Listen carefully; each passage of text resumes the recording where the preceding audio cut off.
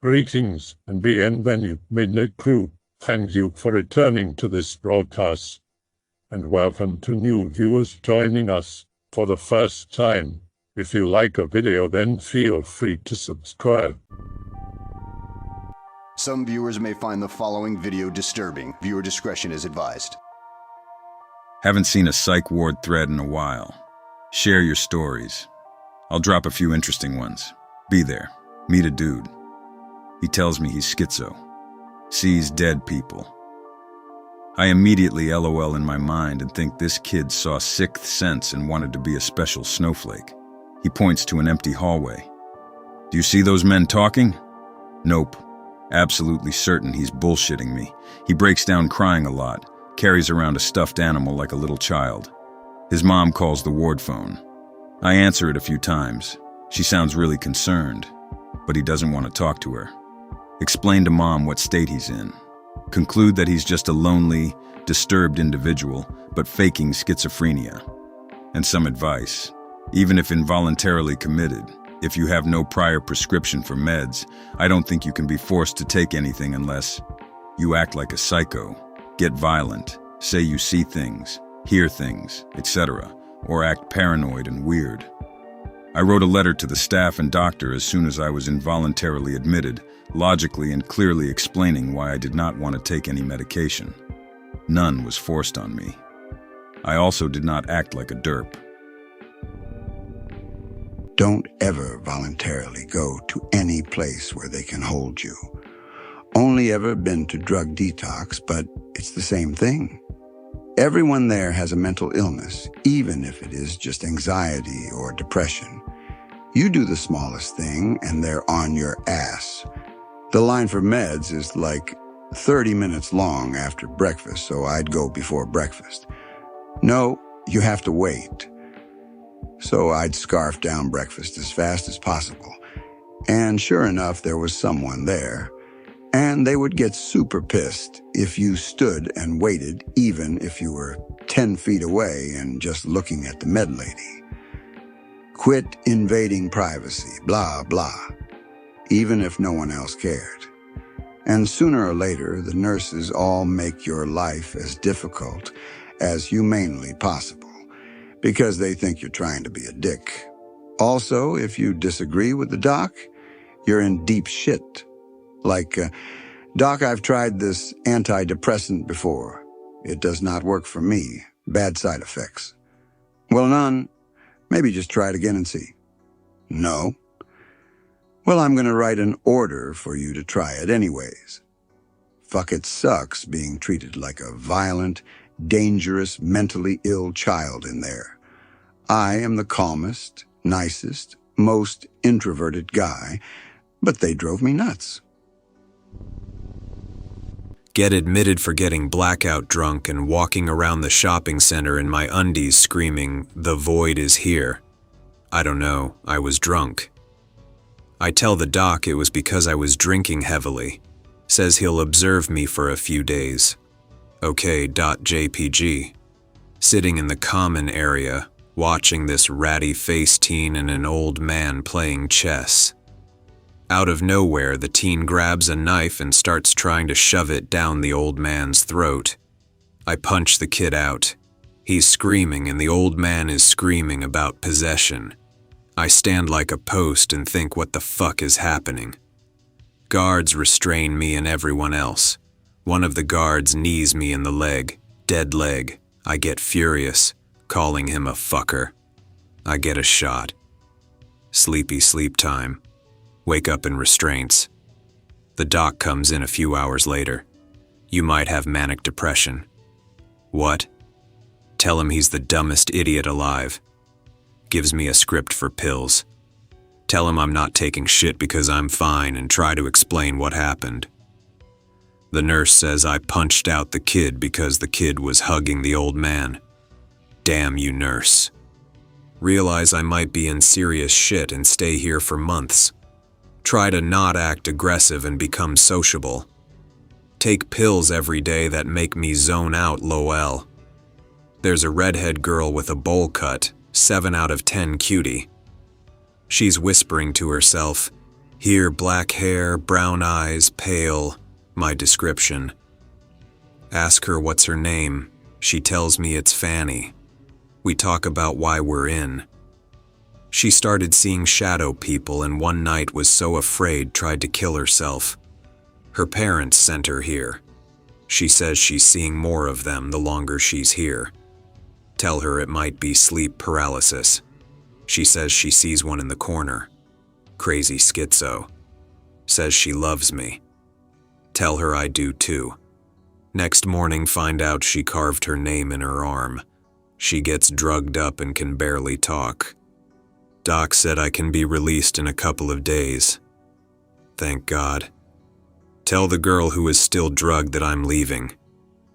She just nods her head and has a blank stare. I'll describe some people I've seen there. Old fat man who always talks about possessions and demons. Rat-face Redditor, Chris Chan, a bunch of kids. Didn't talk to that fucker much, hated him. Older woman about 45. Killed her kids by smothering them with a pillow. Said they were evil. She's always saying her kids are wonderful, forgetting they're dead. But had a few meltdowns where she screamed, "They were evil, I had to," while crying. Middle-aged Asian guy who was in for too many drugs. He said he tried every single drug, but his favorite was acid. Told me he took too much and found himself in 2 states over under a bridge. The bridge was smeared with feces and blood. It wasn't his blood. He was found by cops. Rich old lady from old money, I think. Always told me stories of her old life and how great the 60s were. Think her family kicked her out for her behavior. She lived in the streets for a while before turning to drugs. Talks really fancy, big vocab and smart. This short Italian guy who thought he was God would bless everyone as he walked by. The old fat man and him always talking to each other. He's always crying and feeling bad because of all the hurt he has placed on the world. Young guy. Did crack since he was 10. He was now 20. Very jittery guy. Tells me he was Chris Chan by his granddad for as long as he could remember. Feel bad for him. I was admitted involuntarily by the cops. I grew up thinking I was worthless, so I found it easy to fall into depressive moods as an adult. I got depressed after losing a job and finally decided I needed some help. Went to some $15 counselor sessions at the local college. Didn't help much, but I got to talk about my issues rather than bottle them. Depression worsens, and I think medication might help me just get back to functioning, so I can hold down a job, looking for a Band-Aid. Get pills. Zoloft. 100 milligram dosage to start. After a month, I've lost all ambition completely. Play games on my phone for 9+ hours a day. I fucking hated phone games, but now can't get enough. Every interest I had as a human being I lose. Idiotically content as a dog with a bone. Forget to take the pill one day. Thoughts of ending things and raging emotions. Not thinking straight, so I miss the next day too. A serene eye of the storm calm comes over me when I decide to kill myself with car exhaust. Happy as a clam again as I walk through the store buying my kill kit. Why didn't I do this before? It's such a simple solution. No fucks are being given. Attempt to do it in my brother's driveway. While he was home. He calls the cops and stalls me.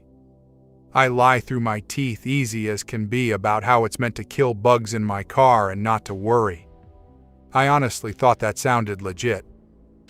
Without incident, cops show up and take me to the psych ward in southern Kansas City. I've never been crazy before, but obviously it's not the serotonin neurotransmitter blocker's fault. Dosage upped to 150 milligrams. Straight up docile zombie again. Psych ward lasted 3 days. It was easy as pie as long as you realize that you are a legit prisoner, so don't fight it. Participate in the meetings. Make friends. It's a vulnerable situation for every patient there, and you'll quickly find out that 80% of them are sane and friendly. I wish I was schizophrenic. I somehow managed to attain great subconscious stability and control. I'd be able to harness it. And it's going to take a long time to force schizophrenia. Luckily, you don't know what schizo is, otherwise you wouldn't wish for it. Also, you can't force it. Some stories for contributing to thread: be convinced that I am God, the one and only. A patient wants a Coke but says she was just at the vending machine and it was sold out. She's an angel, but thinks I, as God, can channel the forces of the universe into materializing Coke in the machine if I concentrate hard enough. I go to the machine and do what she told me, and there was Coke. Just another piece of evidence that I really am God. This or the machine got refilled. Where's my razor? Dude, this depressed guy just tried to off himself with it and slit his wrists open with it. There it was. Oh well, you can keep it now. My roommate thinks he's God too. Epic battle of niceness commences. We gift each other shit. Starts with shit like clothes, cigarettes, radio, MP3 player. Who's the better person? More godlike. I have lots of money, just had to sell my company cause of psychosis. So fuck it. I gift him a fucking moped that he talked about getting someday the whole time. He's this poor guy. I win. He says he's my general now, the hand of God. I'm still psychotic and convinced of being God. But thanks to the meds, I'm sane enough to lie about it again. My roommate and my best friend in there gets released. With him it was very nice in there. But now I want out there too. Lie to the psychiatrists about knowing this was only a psychosis. Get released the same day.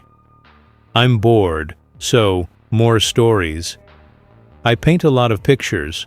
I even buy painting equipment for the common room for everyone to use, despite knowing that it will get stolen or destroyed. Crazy chick always tears up my paintings, but she likes me and my roommate much, but can't stand that we are better friends with each other than she is. One time in the middle of the night I wake up. She's in the middle of our room with scissors in her hand. Nope.jpg. I make some noise and move. She gets scared and runs out of the room. One of the staff members approaches me and asks me if I'm just here for a study. He doesn't believe I'm psychotic and thinks I'm part of some Rosenthal study. I assure him that I belong here for this time, as I just set my flat on fire to teach my angels a lesson, 'cause they wouldn't listen to the orders I gave them telepathically as God, my poor flatmates. He believes me. The staff is very nice in general and does a good job. I compliment them and thank them when I got released. The guy that didn't believe that I was psychotic says to me to go out and drink a beer sometime together.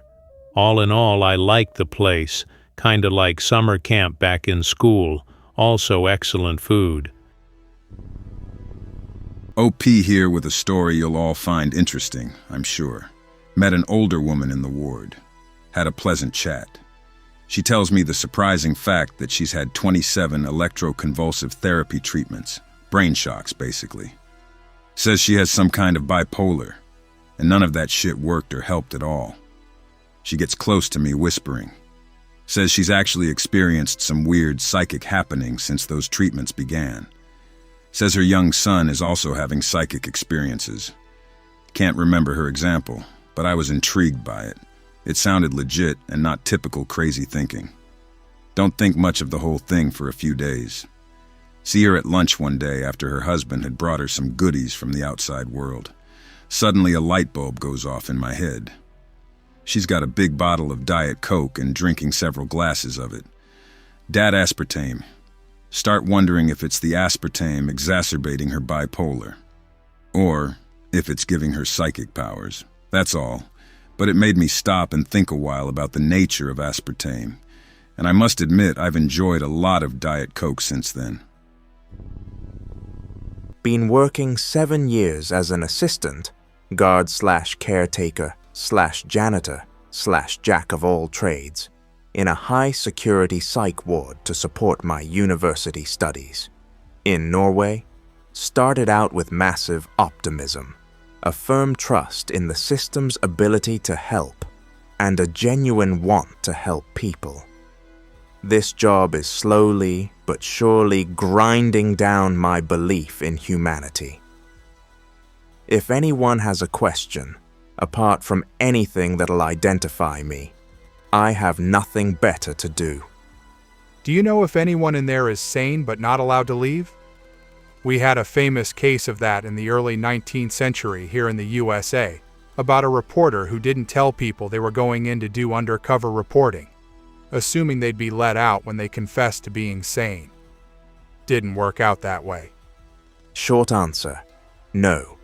Long answer, first, I don't think that sane and insane exist as two different states of mind, but rather as the opposite ends of a spectrum which we all fit into, and indeed continuously move up and down, though some of us more than others.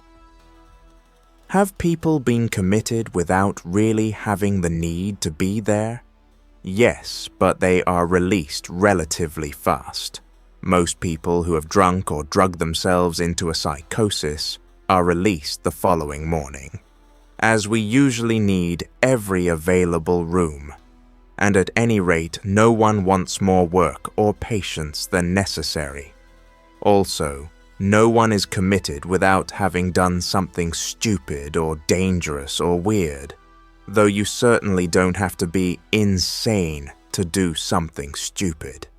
Are people kept locked up longer than necessary? Yes, inevitably in some cases, because it's impossible to read minds.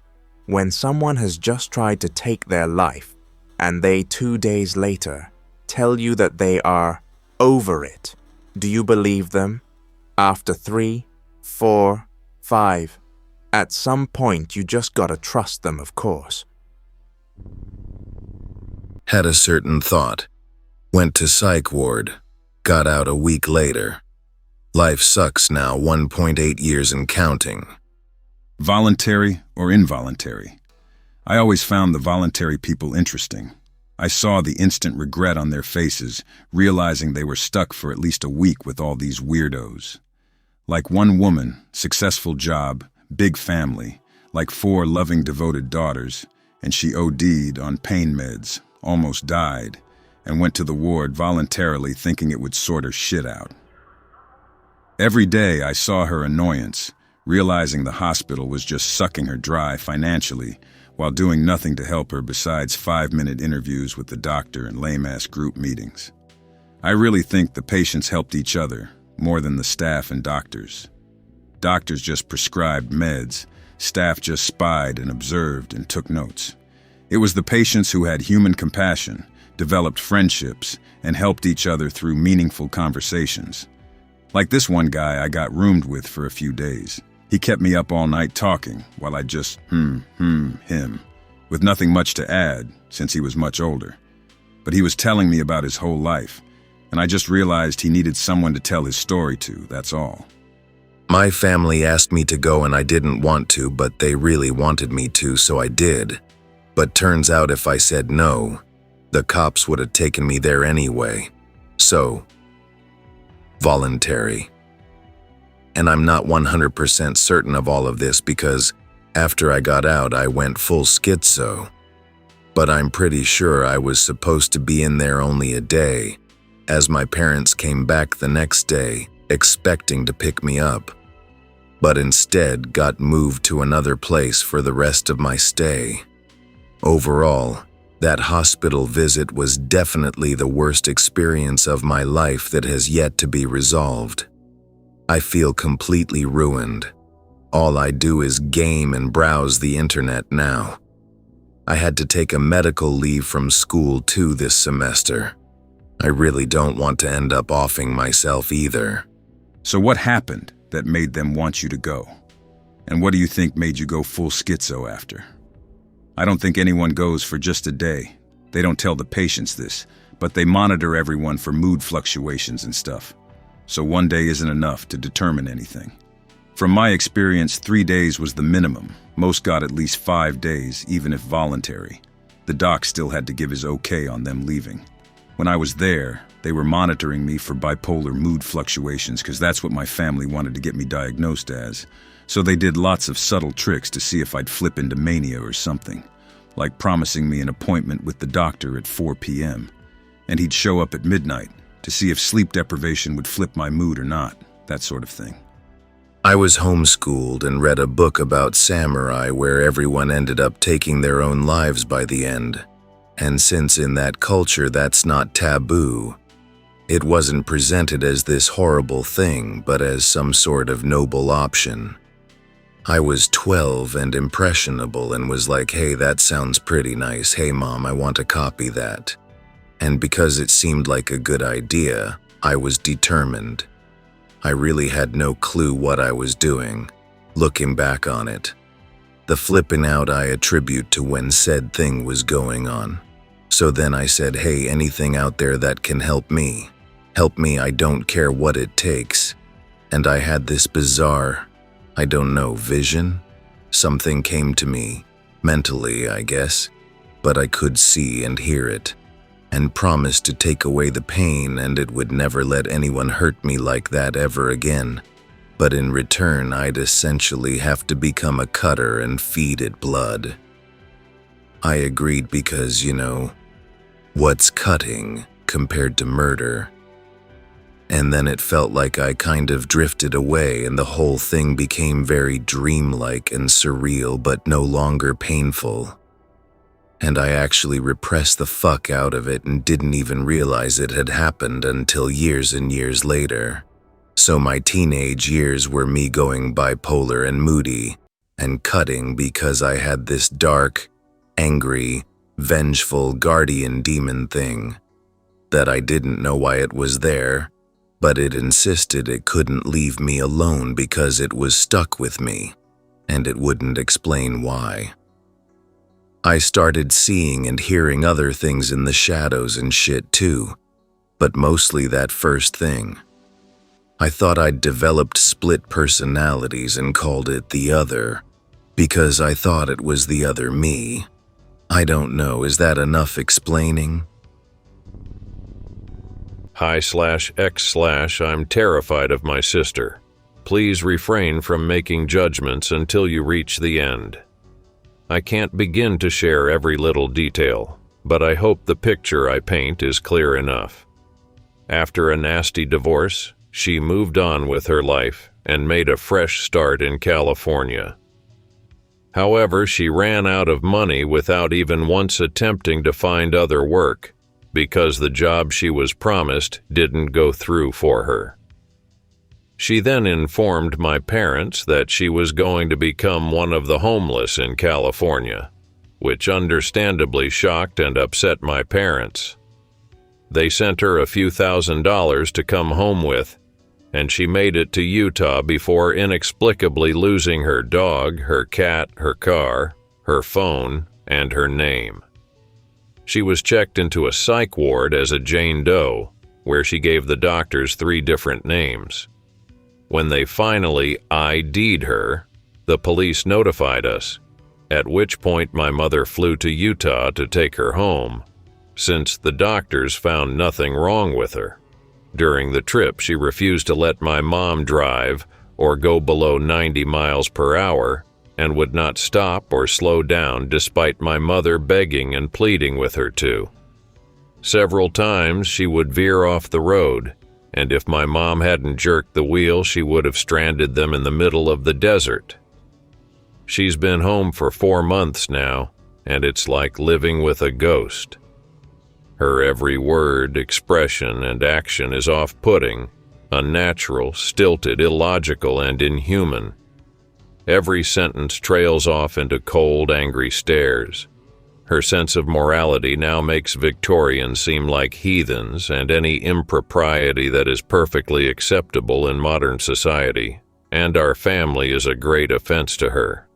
If I have my door shut, she will just open it, stare at me for a solid half-minute, and then walk away, refusing to answer when I ask her what she needs.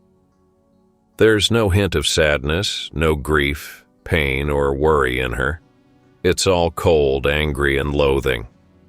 She treats us like acquaintances she hardly knows, going back and forth through the house like it's a maze she can't find the exit to. She wants us all to eat at the table, yet refuses to eat the food because we bought it. She will make a big deal over needing everyone to watch TV with her, and will then get up halfway through and stop watching, leaving us watching the show she wanted to watch. If a joke is told, she will either not comprehend it or laugh a painfully stilted laugh a full 20 seconds afterwards. If you are having a conversation on daily events, she will just quietly repeat everything you say, as if she is puzzling over alien hieroglyphs she has no mental connection to, then get angry at you for talking, butt into the conversation to just say some random word like "pookie," and then walk away.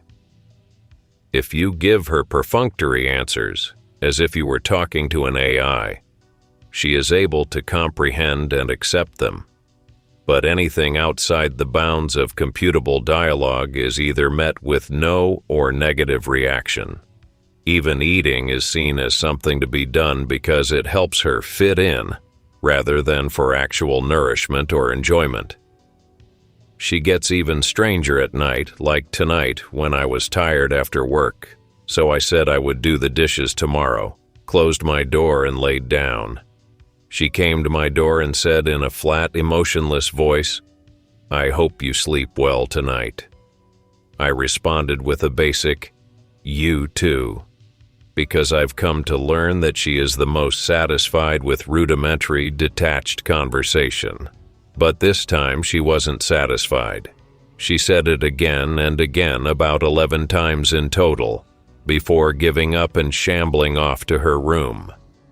Or she will go to my parents' room to ask to borrow their cell phone so she can call various companies at 3 a.m. On the way to my room at night, when the lights are all still on, I'll pass her room, and it will be pitch black in there. Inside, she just sits, staring into nothingness, and if you ask her what's up, she'll just reply with, "Oh, I'm just, and then nothing afterwards. It's becoming incredibly taxing for me to live with her. Everything she does is a bad imitation of humanity, thinly masking a very inhuman presence. Again, before you judge, I know what it is like to have your soul obliterated by emotional and psychological devastation. This isn't that. This isn't the broken psyche of a mortally wounded heart. This is something wearing my sister's skin, pretending to be my sister, pretending to be human. Her whole aura is unnerving, full of otherworldly malice. I'm terrified to let her even think I think she's abnormal. I'm terrified to let her think I know what's inside of her. I'm terrified to let on that I know something is very wrong. And so are my parents. We all put on a puppet show of being a Leave It to Beaver family for her. We all play along and nobody dares speak up, though worried eyes dart to and fro, fixating on each other as soon as she walks away. You might think us paranoid, but this is the result of months of living with this not-sister. We all know whatever is inside of her isn't the same person who left for California, but there's nothing we can do but be her living dollhouse. The playthings that pretend a hyper-normalcy for her satiation. I'm scared /X/ and so is my family. She looks like my sister, so we care for her as if she was. But she's no more than a living doll wearing my sister's body. Sorry, I forgot to mention how she came to be in the psych ward. I was too focused on what she's done to us. She was apparently at a high school, asking random parents who came there for a football game for money. Some local police were there to help with parking and security. and somebody asked them to make her stop. When they approached her, she said she needed to buy a phone, so one offered to take her to a shopping mall to get one. Since there was no room up front, they had her ride in the back. When they got to the mall, she bolted, going a few hundred feet before collapsing to the ground, at which point they took her to a hospital. After several medical tests, it was determined there was nothing physically wrong with her, but apparently she gave the doctors reason to doubt she was of sound mind, so they had her placed in the psych ward for further testing. I wish I was making this up. It writes like a shitty creepypasta or fanfic, but instead it's just a compilation of events from a very tired and very harrowed little brother who doesn't know why his sister is not his sister anymore. Be normie. Travel from my country to Australia to visit my cousins for the first time. My 16-year-old cousin has schizophrenia. Whole family warns me about her, tries to prepare me, meet her. She seems kind of weird, wide-eyed, and overly exaggerates movements. She pulls some surgical gloves out of her pocket and puts them on randomly while the family watches TV. Asks me what my zodiac sign is. Tell her my star sign is Scorpio. Oh, Anon, I think that is wrong. You are a dragon. She keeps talking about it all evening, and it becomes clear she literally thinks I am a dragon in human disguise. That morning, wake up to hear screaming. She's running around the house smashing all the mirrors. She says there are shadow people in the mirrors. We try to restrain her, decide to call the police. She's already anticipated this and cut every phone line in the house. She runs outside and disappears. Police search for her, find her halfway out of the state, hitchhiking, don't see her for a month. Finally see her again. She is a drooling zombie, pumped full of so many meds she's barely a human. I feel really sorry for her. Fuck mental illness. Fuck big pharma. Fuck psychiatrists. Fuck it all, man. I hope that you enjoyed tonight's broadcast. If you enjoyed tonight's story, then please subscribe to the channel, as more Greentext will appear daily.